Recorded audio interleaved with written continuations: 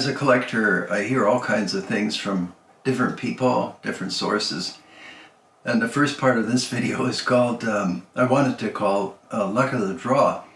Because sometimes I do things, and probably you do as well, and you just go on blind trust. So I was contacted by a retired guy. He said, I've got an Interarms Mark 10. It's in decent shape. It's got decent wood. He named his price, and he had no internet. He had no way of taking pictures. But you have to bear in mind, I'm used to that. Years ago, there was no way of sharing pictures. You know, all this thing. Take a picture of the screw at the back of the sling swivel that goes on now. We didn't have that stuff, and everything worked actually fine, probably better. Anyway, I never gave up the trust aspect of collecting because I think most people are trustworthy. So I sent him the funds, and the gun arrived. And this is the luck of the draw. So here's his humbly described Interarms Mark 10. He said the wood is nice. I think the wood is exceptional. He said it's the European model. So we're looking at a virtually flawless finish. It's extra scarce because it's the carbine model, so it's a 20-inch barrel. It's a Mauser action, and you know how I like Mauser actions. I couldn't find anywhere on the bolt face.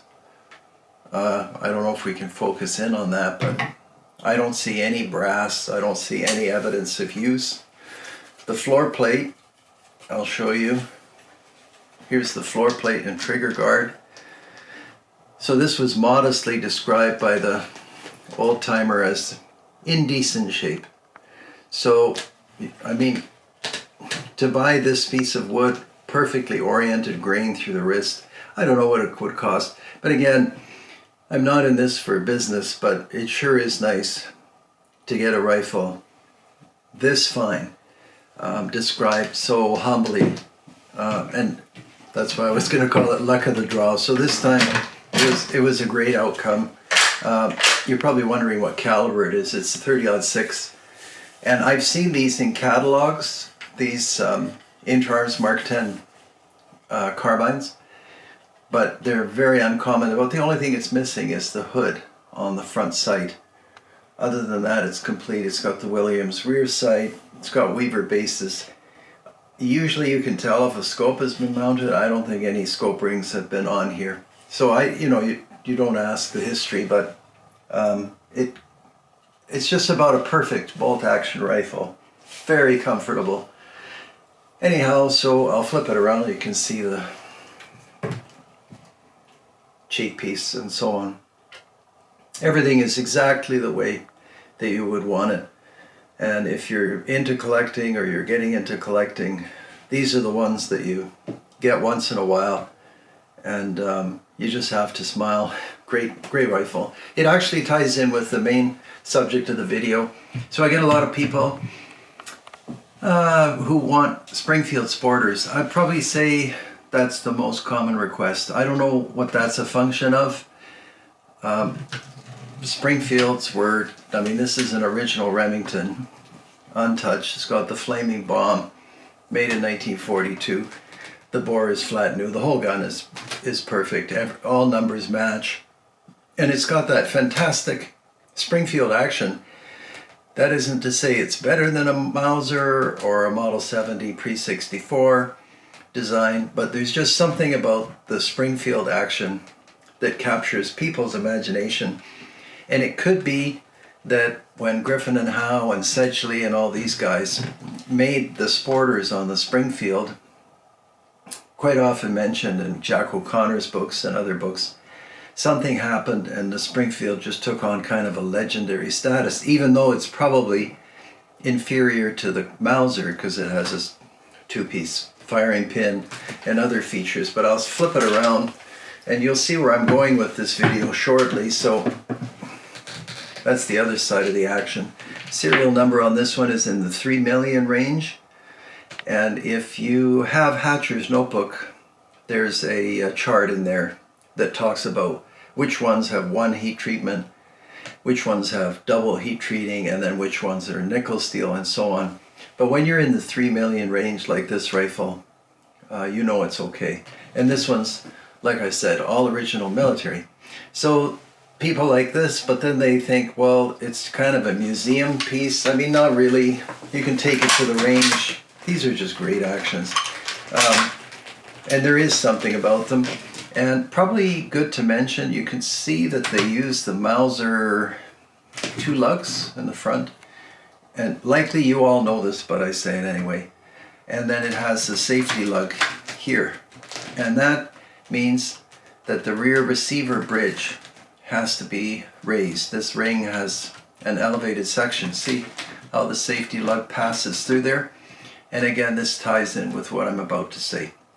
So this is the purest version of the Springfield trigger, the whole action, everything. I just don't have the stripper clips. Anyway, so we put that aside, and then people took that rifle, which you just saw, from the 40s, 50s, and on, and they made all kinds of custom rifles. And I think I showed you this custom rifle before. 257 Roberts improved. This is also, you can see, safety lug, raised receiver bridge, 2 lug bolt, and on both the one I showed you, you have the cocking piece, which is quite practical from a military point of view, and we can release that without dry firing, and the safety, and then you have the bolt on off here. You just open it, and it comes right out with that flipped up. I'll leave it out because it'll tie into the next section. Anyway, so you've got a good image. Oh, I wanted to tell you, this one is also just under 4,386,000. Yeah, so not too far apart actually, these two. As far as military collectors, this wouldn't be of much value, but there are a lot of people that want custom guns that were made on the Springfield. This one is made by Jay Welker in Seattle, and I had a couple of letters from viewers, and they spoke highly of this gunsmith, although I don't know him. Maybe he's working, maybe he's not. So the people write me and they'd like a Springfield Sporter for whatever reason, and very quickly you get into the thousands with Griffin and Howe, and just finding them is not easy. But you may or may not know this, there's a very inexpensive rifle called a Midland, and the people buy these, and most of the time they describe the Midland as a Mauser, which the Springfield is. But there are all kinds of stories how it was that the Midland Gun Company in Birmingham ended up making essentially Springfield Mausers. One of the stories is that there were a bunch of bolts left over, and so they decided to get some actions that would work with the bolts, because that saves considerable amount of machining and parts. But you can look at the bolt shroud of the Midland. I'll lift up the original Springfield. You'll see the heritage right away. So that's the Midland, that's the Springfield. Now they've removed the flag safety on the Midland, and they don't have the knurled knob on the bolt, which is a feature, I think, of a sporting rifle. I did modify a couple of Midlands over the years and installed the knurled knob, and it actually looks quite good. The bolt handle is reshaped, as you can see on the Midland, and it has the safety lug, and it has the raised receiver bridge.